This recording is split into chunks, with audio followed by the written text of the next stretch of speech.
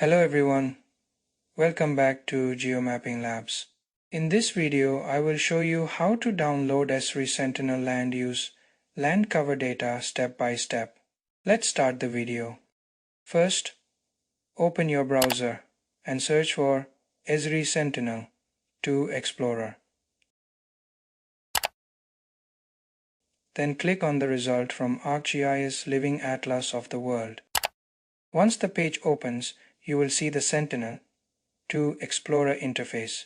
From the side panel, click on the Options menu and select Sentinel-2 Land Cover Explorer.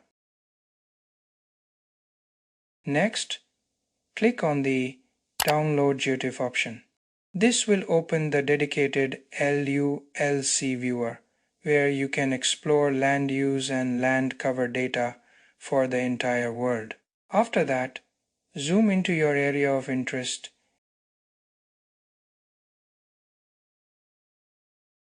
and click on the map to select a tile, then choose the year, and your download will begin automatically.